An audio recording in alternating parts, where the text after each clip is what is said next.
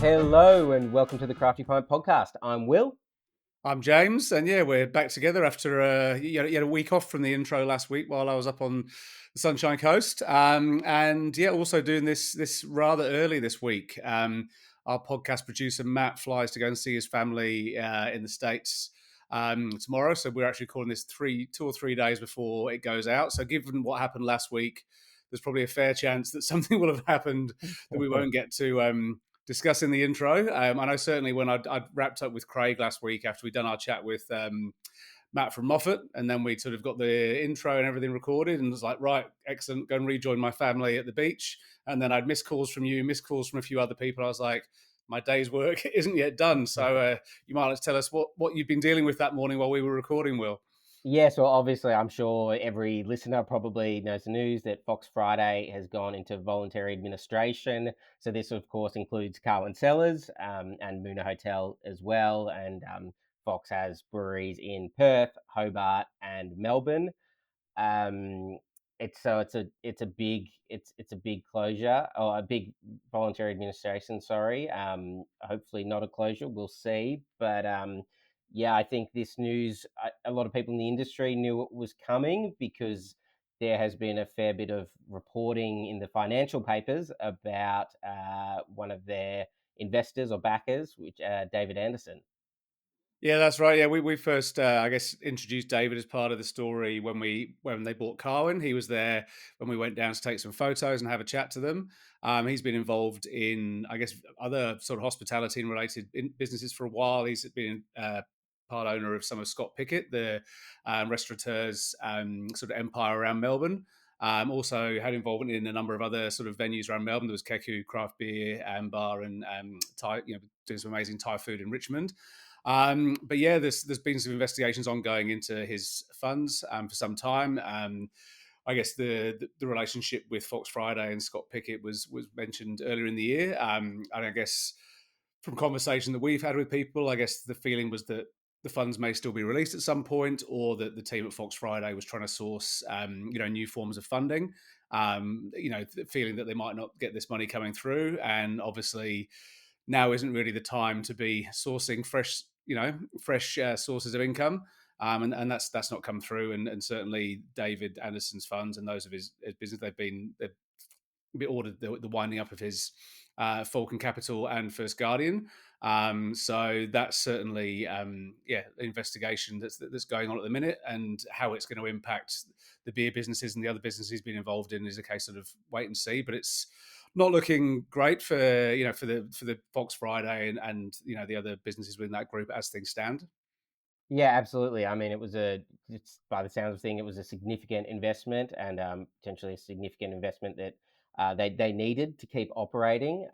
So it's whose guess. It's sort of we don't know what will happen next, and obviously there's an investigation sort of going on into funds on one hand, super funds. So sort of steer clear of that because we don't know where that will go. And there's also we've had to be a bit just so listeners understand we've had to be a bit careful with comments as well because um, under Australian law, basically anything that's commented on our Facebook page or Instagram is considered we're the publisher, basically. So Mhm. we hold the risk in terms of that. So we're with these kind of stories, we are always really careful about how we talk about them and how we report on them Yeah. because we have to be. Yeah, there's been a fair few allegations, I guess, flying in multiple directions, and we'll see what might come out of it. Certainly, it appears to be one of the messier cases that we've seen, and there's been some fairly messy cases over the last 2 or 3 years with businesses, sort of when they've gone into VA or liquidation or what have you.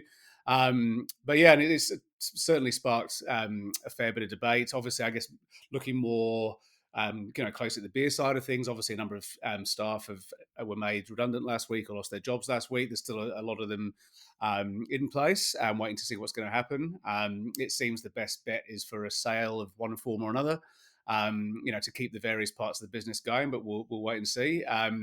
And so I guess from our point of view, if anyone is sort of thinking, well, Carwyn Cellars is one of my favourite venues for Pint of Origin, I've spoken to the team before, the guys there before we came on. They're still hopeful that they're going to get their hands on the forward hop shipment, and they'll still go ahead. I guess it's kind of just part and parcel of what it's like being in the beer and hospitality worlds at the minute. There are there's constantly shifting sands, and you just you sort of have to keep adjusting on the fly. But yeah, just sort of wishing all the best. We know a lot of people within the business, and some of them very well, some of them for a long time. So wishing them all the best, and yeah, just see what's going to come from it. Yeah, yeah, definitely. I don't think this is at all like any VA we've covered before. I think it's fair to say as well, and probably won't be either. That there's so many layers to it, and sort of it touches on a sort of world that is well beyond craft beer as Yeah, well. But we'll sort of see what happens, whether or not all the venues stay together, or what happens next. yeah. We'll wait and see. And on that note, and moving on, this will explain why last week you may have been jumping on the Crafty Pint to read a story by Georgie Preston about Quebec City. That'll be out this week. We decided to hold that back once the Fox Friday news broke. So apologies to those who were. Hopefully you weren't on the plane to Quebec City hoping to have this article when you landed, but that's why we held that one back. So it will now No, be. I think you and various people were trying to call me as Craig and I were getting the last of last week's intro and various bits down. So it was very much breaking news while I was otherwise occupied. Another article that we will hopefully have up by the time this podcast goes live on Thursday, but who knows what might come. One of our Sydney-based writers, Jason Truen, he managed to get himself a trip out to New Zealand to spend some time with Clayton Hops along with a bunch of Aussie brewers. They had some guests over from Australia for their hop harvest, and they were throwing a party at the end of it, hop selection, all that kind of thing. So I know that there was a few days where Jason's Instagram feed was just lots of photos of him with a beaming smile on his face in various fields and venues and lots of hops around. So yeah, Ross Brown, the head brewer at Grange Rose, was there along with the twins from Seeker Brewing. So he spent some time shadowing them, why they were there, what they got out of it, what they're hoping to bring back from it for their beers. So that should be pretty cool. Yeah, fantastic. And before we introduce this week's show, listen out in the middle of the episode. We'll have another Bluestone Brewer of the Month.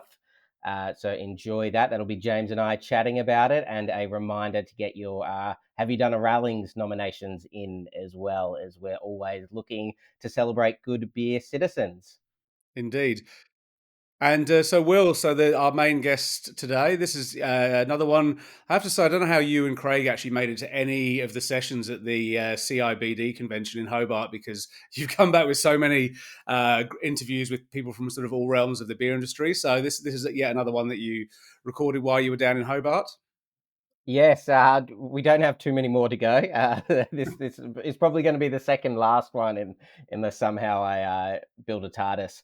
But so this week we were really lucky to have this chat. I think I really enjoyed it. So it's with Nick, Luke, and Amy from Bruny Island Beer slash Cheese. So Nick Haddo is the founder of Bruny Island Cheese, and which has also got a brewery operating underneath it. He started that with Evan Hunter is the first head brewer, and Steph Hunter as well was heavily involved in the sort of business development and sales side of it.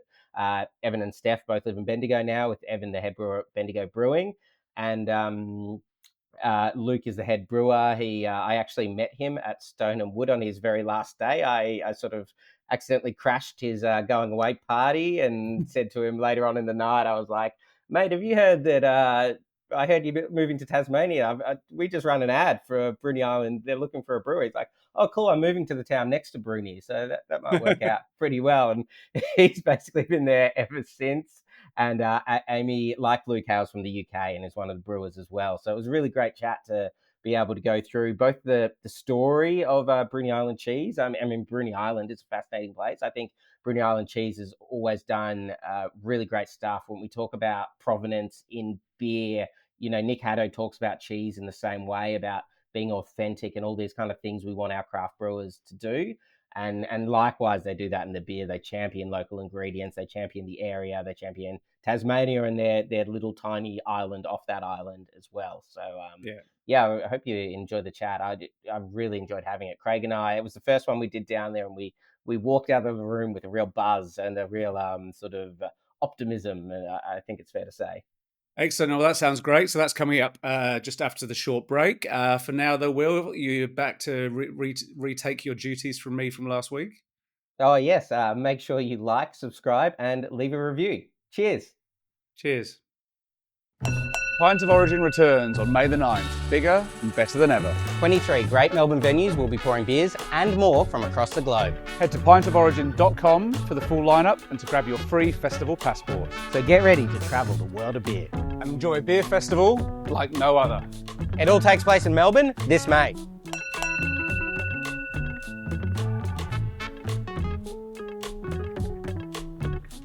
Cheers. Nick, Amy and Luke, welcome to the podcast. Thanks, Will. Thank you. Nick, maybe if we start with you, for people who haven't been to Bruny Island, if you want to tell us a little bit about it. I've been once and I think of it as the most magical place I've basically ever been. It's a stunning part of the world. Let's just stop there then. For those who haven't been, Bruny Island is off the southeast coast of Tasmania. You get there by driving about half an hour south of Hobart till you get to a little seaside town called Kettering, which is very beautiful. Jump on a ferry, it's 20 minutes over the water, and then you're on Bruny Island. It's like you say, it's an incredible island. I mean, I went there first coming up to like 23, 24 years ago, and it absolutely changed the kind of the trajectory of my life. Totally fell in love with it. It's got an incredible Indigenous history, as well as a colonial history. Like it was a stopover point, I guess, for some of those early explorers when they came down the west coast of Australia and turned left at Freo and got on the Roaring Forties, then came across the Great Bight of Australia, and the next piece of land they hit was southern Bruny Island. Yeah, and so you obviously were captured by immediately. Amy and Luke, was it a similar story, or? It's an amazing place. I couldn't. First time I ever went there was fell in love with the place. Yeah, beautiful. And same for me. Yeah, I first went over on my dirt bike when I first moved to Tasmania for a razz around, and remember waiting for the last ferry and looking at the little potteroos pottering about, and thought, I'll be back here. Yeah. Careful what you wish for, hey? And Nick, when was the Bruny Island cheese? Like, when was that established on Bruny Island? Well, we're just over 21 years now. So we celebrated our 21st birthday in November 2024. Yeah, wow. So we started in November 2003 officially. Actually, when we first started, the first year or so, we were making cheese out of a rented premises across the water in Woodbridge, what Bruny Islanders call the mainland. And then we built the cheesery in sort of 2005. Back then it was pretty small, with a very small cellar door, and gradually built on, built the brewery, cellar doors got bigger and bigger and bigger, and we've actually built another cheesery now in the Huon Valley, close to where our farm is. Yeah, nice. I'm glad you said the word cheesery, because I wasn't sure if that was the right term or not. I don't know either. Is it? That's what we use. It sounds great. No one questions it. And it was Bruny. I've been there as well. I've been on one of those kind of food and drink tours which I can highly recommend to any listeners. When you started that 21 years ago, were you kind of, putting up a flag for good food and drink in that space, or was there already a bit of a scene? No, not at all. Like 20 odd years ago, Bruny looked very, very different. It has a population of, now it's only about 700 or 800 people. I think back then it was closer to 600. It's always been a bit of a place for people in Hobart to have shacks, beach houses, but they're shacks in the true sense of the word. It's always been, traditionally been quite a cheap place. And because it's an island, you kind of feel like you're one step removed from the world as well. So it's been a destination, but mostly only for locals, mostly only for people that live in Hobart or southern Tasmania. Not many interstate visitors went, and that's probably because there was nothing to do really. But when we started, the stars started to align a little bit for Bruny Island. So we started up pretty much at the same time as another business called Pennicott Wilderness Tours. It's probably the tour that you went on. Yeah. And that started to open up that kind of visitor attraction of Bruny Island, and people really started to think, holy moly, this place is amazing. Like, it's incredibly beautiful. And in a way, it's like a little microcosm, like a little little condensed version of Tasmania in that it's got exceptional natural beauty and now a burgeoning sort of premium food and beverage scene on the island as well. Yeah, fantastic. I'd love to hear a bit more of your story as well, sort of the background to becoming, a cheesemaker and how that works, and then that transition into expansion into brewing as well. Yeah, sure. Well, I grew up in South Australia, not in Tasmania. I grew up in a family that was, pretty heavily into food and wine and all things good. And so food and, in a way, I guess hospitality's always been in my blood. And after school, I started a marine biology degree thinking that that was a really beautiful career path and would involve, scuba diving in gorgeous tropical locations, and soon decided that the reality was starkly different and that my future looked more like spending hours at a time in a laboratory sorting through penguin vomit and earning about $35,000 a year. So it wasn't necessarily what I was hoping for, but at the same time, in parallel with that, I started working in restaurants, and this is like the late 80s, early 90s in Adelaide, when there was a really quality food scene. Some of the big names in the food and hospitality industry, particularly in Sydney and Melbourne now, they all started up in Adelaide, and Chris Mansfield was there, Philip Sell was there, Luca Threptis, Maggie Beer. They're all sort of the older names of the industry now, but it kind of gave me an opportunity to work with some incredibly talented people, both front of house, and then I moved to a restaurant in the Eden Valley that a mate of mine was running in Springton, where he asked me to try my hand at cooking. And it was an incredible experience for us because, it was a sort of place which back then was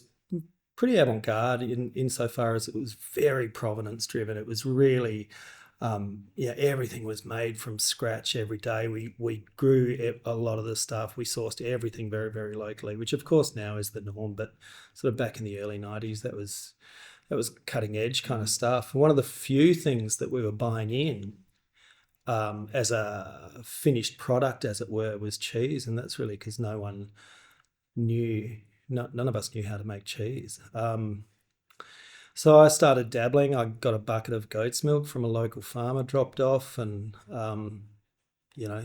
these are the days before the internet where you had to go to a library to learn something or apprentice to someone, and that didn't really exist. Neither of those things existed as an opportunity either. So I got the bug, and when I finished up at that restaurant, went over to the UK and really pursued it pretty hard there. Yeah, fantastic. Yeah, and maybe if we jump in with Amy, like, what about you in terms of your trajectory into brewing? So I grew up on a sheep and cattle farm on the Welsh-England border, and I was pretty keen to get away from there. So the first place I managed to get to was Edinburgh, and I did a degree in evolutionary biology there. And then I came over to Australia to try and do a PhD, which I gave it my best shot, but it was a bit much for me. And I did a bit of drinking, met some brewers. Actually, my PhD supervisor introduced me to some brewers. So that was your downfall. But it meant that I had that as a backup plan then, and my friends Rachel and Rob Callan, who now have McAllister's Brewery up north of Cairns, they gave me my first job in a brewery. And then when I moved down to Tasmania, I had a bit of a look around. I actually met Nick the first time because you rescued me when I had come off the side of the road in my car. Yeah. And that was about a year before I started working at the brewery, but I just went for a look around, and Evan and Steph Hunter and Tom Trowartha were there in the brewery on Bruny Island, and I thought they would seem like fun chaps to hang out with and learn more from, and I've been there ever since, really. Yeah. And Luke, for listeners, we actually first met at your very last day at Stone and Wood. So, quite a funny coincidence. I was up there.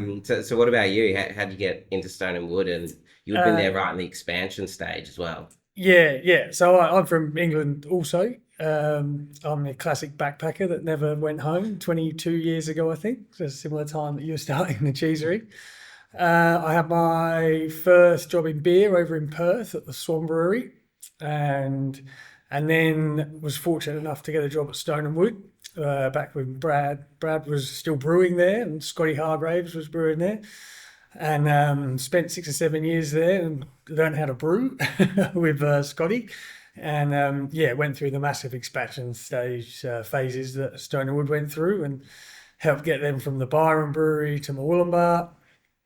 And then, my family and I decided we'd had enough of Byron and wanted to move to Tassie. And so, met Will on my last day at Stone and Wood at my leaving do. And funnily enough, Evan had posted a job advert for a brewer down at Bruny Island on the same day that I left Stone and Wood. Came to Tassie.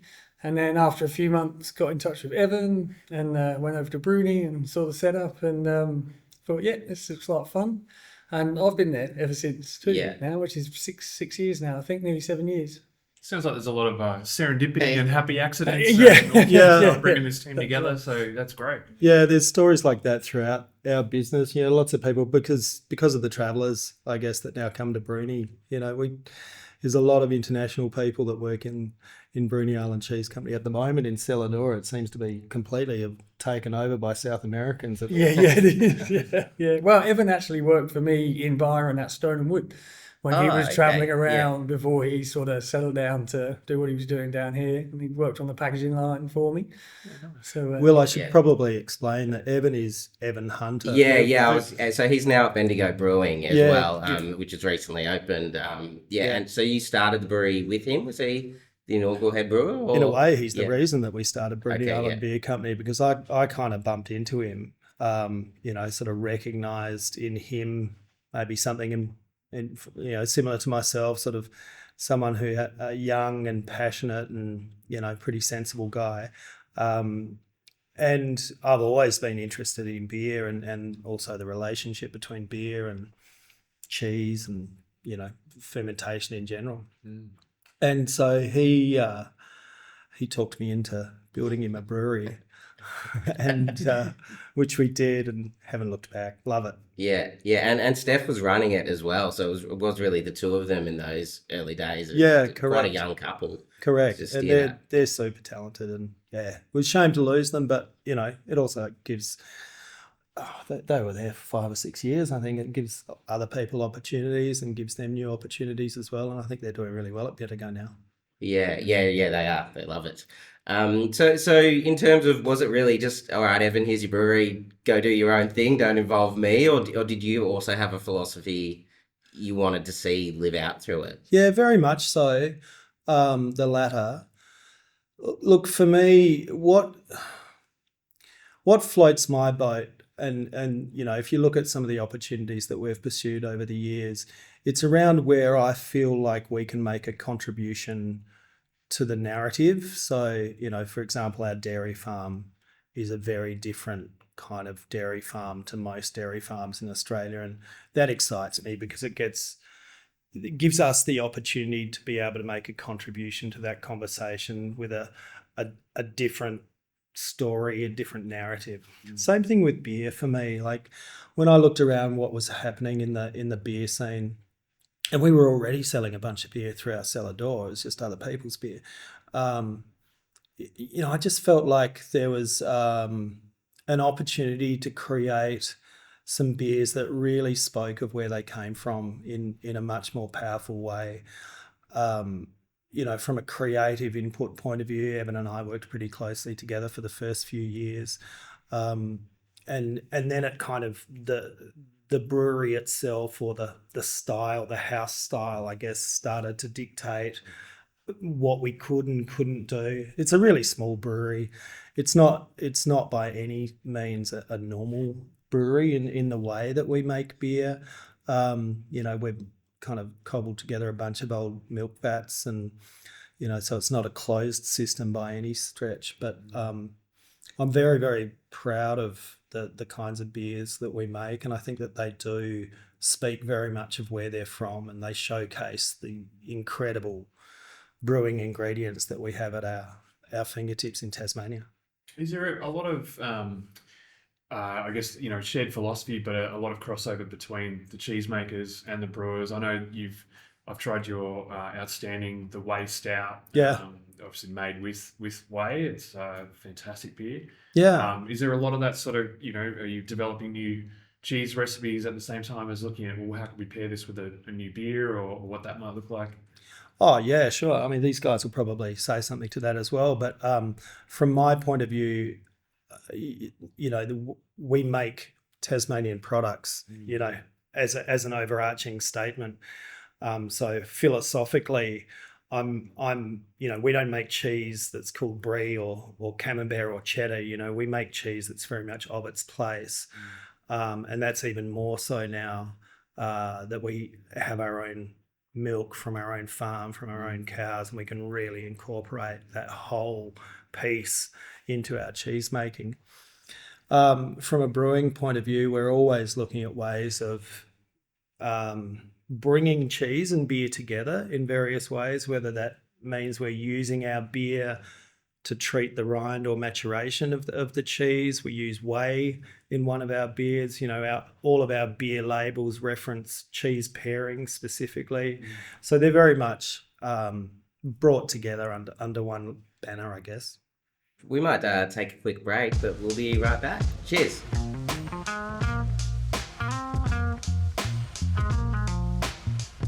Hello and welcome to another Bluestone Yeast Brewery of the Month. I guess we'll start this time with our honourable mention, Will. I think you've got the details there. Yes, well, I'm sure this would be a brewery a lot of people love, Stomping Ground. This one's come from Mikey Howe. Just wanted to talk about how, ahead of its time it's often been, and in particular ahead of their time. Steve Jeffers has been a guy with starting the local tap house as well, and then moving that same passion and what Craig Williams called last year, that entrepreneurial spirit, entrepreneurial craft beer mindset into Stomping Ground as just being a great venue. The beers are always great. And obviously Steve's now on to do other things while still being involved with Stomping Ground. So we felt it was very timely that one of those the first brewery in Collingwood in the modern era, has been getting a lot of love from our listeners. So thank you for that, Mikey. We're off to the Adelaide Hills for the winner of this month's Brewery of the Month. Prancing Pony, they've had a number of nominations since we kicked off this campaign earlier in the year. It's a number coming in all from punters who seem to be enjoying the experience there. But I guess maybe the most sort of enthusiastic has come from Astrid Hammam, who says that Prancing Pony's beers are just the best. Clean, tasty, gutsy, refreshing, unique. Their brew shed is full of character, and so is the Prancing Pony team. Honest, genuine people who genuinely care for their patrons. Preparing real food, tasty and healthy. And on top, great entertainment to party and hop around or just quietly enjoy your pint. Where else do you get all of those in one place? And I guess, that's kind of what you want. You want, that's what brewery's about these days, the pubs before the pokies. Yes, that's a great shout out. What the listeners can't see is all the exclamation marks and all caps lock words within Astrid's entry. So she's obviously very excited about Prancing Pony. Sounds like a German name, Astrid, too. So it makes sense that she'll be quite into what Prancing Pony are about. And so since they are the recipient of Bluestone Yeast Brewery of the Month, they'll get their hands on some Zinc Booster, which is a brand new product from Bluestone. It's a cold side edition of sterile zinc, which replaces what's lost in the boil. And zinc, of course, is essential for optimizing yeast health and performance. Fantastic. Zinc, it's so good, isn't it? It's good for beer, good to put on your face before you play cricket. How good is this? I didn't realise you were a cricketer, Will. This is something you've been keeping under your hat all these years. Well, I mean, by play cricket, I mean when I was 12 and in high school. Very good. No, well, congratulations to Karina and Frank and the team at Prancing Pony. It is one of the more colourful craft beer venues. Always good to call in there when we're passing through SA. Thanks to Derek and the team at Bluestone Yeast for supporting the campaign to celebrate the country's brewers. We'll be back next month with another Bluestone Yeast Brewery of the Month. And for now, get your nominations in at craftypint.com/bluestone. Anyway, I guess that's time to go back to the show. Cheers. Welcome back. Luke, I'd love to hear more about your experience coming over to Bruni, because obviously you were at this production-focused brewery, particularly when the new one was built, and then all of a sudden you're in this place with this kooky head brewer, put together milk vats. Like, what was it like sort of stepping in there? Yeah, no, well, it was exciting because, yes, I'd come from Murwillumbah, which was the large production facility for Stone and Wood. And then I remember my first day coming over on the ferry, and Amy was meant to pick me up, but she was late, so I had to hitchhike with a council man to get to work. And yeah, coming into the Bruni Island shed with its large converted dairy vats was definitely an experience. Evan told me it's a very inefficient brewery. It's very hard work, very labour intensive, and he wasn't wrong. But I think the nature of the brewery is definitely comes across in our beers. I like to think of our brew house and our fermenters as the terroir of our beer, to steal an expression from the winemakers. And yeah, everything we do takes a long time. Brew days are long and hard. Packaging days are the same. We bottle condition everything because we don't have any pressure vessels or anything like that. But it's getting back to the roots of brewing. You know, when we mash in, we stir the mash with a big paddle, and yeah, it's good. Yeah, and Amy, is that your experience as well, or you over it, all that hard work? Oh, well, yeah, I found it quite difficult to start off with, just the long days. I'd come from just prior to that, just doing, 5 or 6 hour shifts in a pub. So to go from that to sort of 10-hour days and the commute over on the ferry was a bit of a baptism. But ultimately, I love doing a job that's also a bit of a workout, and hanging out with Luke and Tim and Maddie in there as well. And we have good fun and good tunes on. And yeah, it's I appreciate the snicking about all over the place and Just getting makes things from here to there. the beer at the end of the brew tastes even better. It's you put that much. It's that back to basics, as you say. You've built that beer from the ground up. Yeah. It's a similar sort of approach with our cheese making. You know, we're pretty low tech compared to a lot of places with cheese making. You know, like it was 5 or 6 years in before we could even measure pH in our cheese. But, you know, like I always try and remind myself and others in the team that there was a lot of very, very good cheese made before we had digital thermometers and pH meters. And, you know, like that's the craft, I guess, of what we do. And of course there's a, you know, in whatever we make, cheese, beer, it's a Venn diagram between sort of craft and science. But, you know, you don't need to understand the science to be able to make something very, very beautiful. For centuries, we didn't understand the science. Yeah. Does that do you feel like that's why your products do speak to place a bit? Like it does feel like whether it's the beer or the cheese, it's more than Bruni Island on the sort of the company name or anything like that. Like you do have these expressions that are quite unique. Yeah, 100%. And, you know, that also means that within that spectrum, you're going to get some variation. But, you know, we are very accepting of variation in everything that we make, as long as that it's natural variation, kind of variation that represents natural cycles, you know, climate, seasons, whatever it is. And that's very, very obvious on the farm, and therefore also on the cheese. You know, the farm being a natural agricultural system, you know, changes on a daily basis. We heard you speak recently at the IBD conference in Hobart, which was fantastic. You were the keynote speaker there, and I'd love to just chat about that a little bit. You talked about the importance of storytelling and how powerful great storytelling can be in building a brand, for whether it's a product, a region, a country, you said. But I think that's something that a lot of marketers can probably learn from and really hone their own stories. I'd love to hear you talk more about that and how your work with Brand Tasmania has developed over time as well. Yeah, no worries. I mean, so I'm the chair of an organisation called Brand Tasmania, which was started in 2018 by the state government here. It's the only statutory authority place branding organisation in Australia. So it's written into our legislation that we always have a brand Tasmania now, and it's only the second one internationally after Iceland did it a few years before us. The premier back then, Will Hodgman, saw the power of sort of a unified brand expression. And essentially we have, in Brand Tasmania, we have three clients. We have the government, in sort of supporting them to make policy decisions through the lens of what is best for the Tasmanian brand, and by contrast, sort of protecting the Tasmanian brand from poor decision making.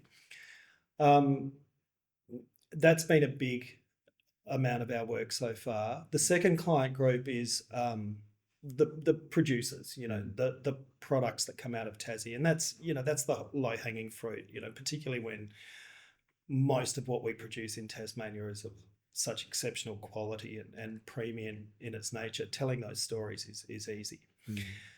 The third group, to me, which is a group that makes the work really fascinating, is actually the Tasmanian community, because for a long time, Tasmania's in a different place now in the last sort of 10, 20 years than it was a long time ago. It wasn't too far ago that, we used to look at our feet in a slightly embarrassed way when we told people we were Tasmanian. But so being able to use that unified cultural expression to engender a sense of pride of place in our community, particularly our young people, is really, really powerful and stimulating work. In terms of determining, the brand, and essentially, Brand Tasmania is a storytelling organisation. To understand it, to start with what our brand was, we took a slightly different approach to most places that would normally pay a creative agency a lot of money to come up with a snazzy logo and a pithy tagline, which normally lasts for about 5 or 10 years, and then they have to do it again because it's sort of inauthentic. And we took a different approach and actually spent a lot of time in those early years interviewing hundreds of Tasmanians, randomly chosen Tasmanians, and we would meet them in cafes and bars and sit in their lounge rooms or lean Cheeseries. lean against a fence post or something like that, and interview them about what they loved about Tasmania, what they hated about Tasmania, what floated their boat, what were they passionate about, why do they stay here, why don't they leave? And the answers that we got back were profound in terms of being able to then distill that down into what is now the Tasmanian brand story. And that role of storytelling is really important, and we've spent the first 5 or 6 years of Brand Tasmania being able to bring together those different client groups, so that now we're close, I think, to all be kind of singing from the same hymn book. And once you can get that, it's a really powerful place to be able to launch from. It certainly feels like I think over the last 20 years, like Tasmania has really been on a tear, and fantastic food, wine, but also, of course, you've got Mona and that whole environment around that as well. It's definitely become a real talking point and a destination. Well, it's really interesting. Like for all the good that we've achieved, there's another side to that, is we also have to protect it. It's not just about promotion, it's about protecting what we have, because this place is special. What we do is special. There aren't that many places like Tasmania left in the world, and there's going to, that equates to dollars in a way. That's our greatest economic advantage, because we're never going to make a lot of stuff, but we're always going to make really great stuff. And being able to protect that brand and that premium nature of our produce and beer and wine and whiskey and cheese and everything else is really important for our future. We're obviously in the midst of this cost of living crisis at the moment, and it's been a tough time for the beer industry as well. And in terms of cheese, do you find that people are still, willing to spend more for something that does have a true story and tastes great as well? Do you still find that's cutting through over the top of people, struggling with their mortgages and rent and all that? Yeah, of course. And you know, we're grateful for all the support that we get wherever it comes from. I think over COVID, we really noticed a kind of a shift in psychology, and that people really started to respond and seek a more meaningful connection to where their food comes from, to their producers. And there was a real shift in that, and that was really positive for a lot of small producers, because it meant that they were allowed or given the license, I guess, to start talking directly to their customers. And that's something that I think that we do really well, and it's something that's at our core value. One of our core values is, you know, we want to have a relationship with the people that are eating and drinking our products, you know, because that means that we get to tell our story in great detail. We get to bring those people along for our journey, and we also hopefully, you know, get to connect them in a meaningful way to something that they're seeking. Yeah. Yeah, and back on to the brewers. I mean, you know, part of that is you are in this ecosystem in Tasmania where great hops are grown. There is a still malting here. Like, do you feel like you're expressing that through the beers Oh yeah, as well? 100%. We try most of the ingredients we use from Tasmania. All the hops are from Bushy Park. Get honey off the island. We get raspberries from Westaway down in New Norfolk, and yeah, it comes through in the beer. I think there's an authenticity to our beers. Yeah, it must be great as a brewer having this sort of, I guess, palette to sort of play with in terms of what's around. You know, I'm imagining Bruny Island is still that community where you're buying bread from a fridge where you're just putting money in and that kind of thing. People who have been to the island will understand that, but you can probably work really closely with other producers as well. Yeah, we can, and it's a privilege to be able to do that, and you know, partner with other people and other businesses, and try and make great beers, great cheese and wine. We're lucky. Yeah. Cool. Should we do our final? Final speed round. Yeah. Yeah. So there's 3 questions we like to ask. I don't know if you want to share them between you, or who knows. You could all answer them separately. I'm sure you have very different views, but you know, maybe we do start with you, Luke. In terms of when you started out brewing, is there something you really wish you knew, other than you have to clean a lot? What would now Luke say to before Luke? Well, before Luke would say talk to Brad Rogers more, and learn more about making beer and beer recipes, and understanding that side of thing more. Whereas now, I wing it a bit more, I feel like sometimes, but because of all the great ingredients and produce we've got, it's almost hard to make a bad beer, I feel like. So I guess take advantage of those mentors you meet along the way, and while they're still there. There you go. Yeah. What about you, Amy? Is there anything wish you were still doing that PhD? No. I think that you know, I don't know if I really, when I was growing up and perhaps a bit more sort of heady and, I don't know, narcissistic days or whatever, I didn't really respect makers that much. And, you know, I'd grown up on a farm, and I thought, oh, you know, I'm going to do something, you know, up here in the clouds or whatever. And that process just brought me straight back down to realising that this is a brilliant way of life, really. And I don't want to be in an office. And So yeah, that's been that sort of up and down. So I'd say, if I could have a word with my earlier self, I'd just say, just take a moment and have a look around at what's going on and what you're curious about, and you know, ease off on the highfalutin ideas. Yeah, it's funny. You sort of ran so far from that farm in the UK, you ended up at a different, surrounded by these different farms in the other side of the world. Needed to happen, but yeah. I think it's interesting that none of us are from Tassie. We've all been drawn to this place. Yeah. That's right. It's the escape plan for everyone. So. Yeah. And yourself, Nick, would you have any words of wisdom for that young Adelaide fella? Yeah. It's interesting, Craig, because I've often thought, like Bruny Island was a really hard place to start doing what we did. And it came about through utter naivety, really. So there is an argument for a lack of knowledge or a lack of understanding, or that you just allow yourself to be completely driven by blinding passion, that you're not going to say, I can't do this. You're not going to listen to any of the detractors or any of the naysayers.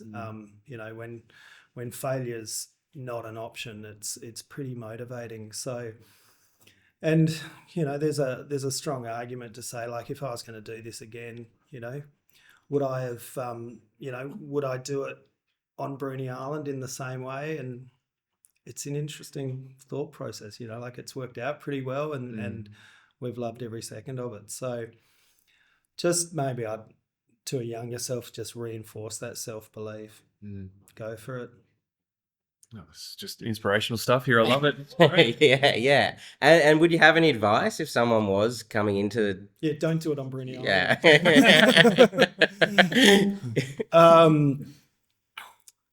Yeah. Just probably more of that same. Have a crack. Like if you're passionate about something, don't ask for permission. I think it's something we talk to a lot of brewers around Australia, and it's a pretty common thread, I think, of passion. Is it's the real driver of this business, and probably a lot of growers and makers and producers and people who have a passion for a product or a process or whatever it might be. And it's it can drive things when nothing else makes sense, I guess. But surround yourself by people who truly deeply understand what you're trying to do, because there's plenty that won't. Nice one. And just bringing it kind of full circle, looking ahead, whether it's the future of cheese or beer or Tasmania or whatever it might be, kind of what's your where do you hope things are heading? What's the crystal ball look like? I don't know. I think Nick was talking about it earlier about important to protect what we've got here, because Tasmania is getting more and more popular. Bruny Island is getting more and more popular. We see lots more people, much more traffic on the ferry, which makes it a pain to get home. You sound like such a Bruny Island. But yeah, going forward, we just want to continue making great beers with the products and the people that are around us and available to us. And keep getting good beer into people's hands. Is there a point 21 years in, is there a point you start to think about legacy and sort of, what happens in another 21 years? What's the next phase of the business, I suppose? It's interesting. I got to a point when we were about 10 years old, and, we weren't very big. We'd done some really cool stuff and interesting stuff. We weren't making any money.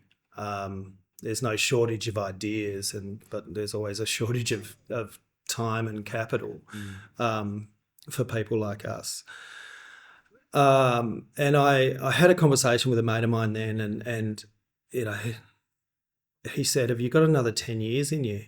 And I was actually a bit surprised by my response. I actually thought, no, I'm stuffed, like I'm cooked. But we use that as an opportunity to bring some partners into the business. And I really love working with other people, collaborating with other people. It gives me a lot of energy. And so that helped us for the next 10 years, and we've done some fantastic stuff and growing, and I'm really, really proud of what we've done in the last 10 years. But more recently, I'm starting to think about what next, like being... owning a business is an absolute privilege, because you get it becomes an extension of yourself. But more and more, Bruny Island Cheese and Beer is an extension of not just me, but everyone that's involved in the business. So, being able to provide a platform for people like Luke and Amy to express their creative side and commercial side, and our cheese team and our cellar door teams. Actually, it's not something I take lightly, but I also feel like it's an absolute privilege. So where that ends, and and how that ends, I'm not sure, but there's still plenty I'd like to do in the business. So we'll, just keep watching. Yeah. There's no plan. Yeah. There's never a strategy. There's kind of a vague point on the horizon that we're aiming at, but it's worked so far. That'll always move as well. That horizon. It's like chasing rainbows, Will. Okay, team, thank you so much for joining us. It's our pleasure. Thanks Cheers. for having us. Cheers. The Crafty Pint podcast is produced and edited by Matt Hoffman. You can get all your beer-related news and reviews on the Crafty Pint website, craftypint.com, and can stay up to date on future podcast episodes via our socials. We wouldn't be able to produce the podcast or the website, events or festivals we run without the support of the beer industry, whether that's suppliers, bars, breweries or bottle shops. If you'd like to support the show or partner with the Crafty Pint in other ways, please reach out to Craig via the details in the show notes. And if you're a beer lover who'd like to support what we do, you can join our exclusive club for beer lovers, the Crafty Cabal. Visit craftykabal.com for more. And until next time, drink good beer.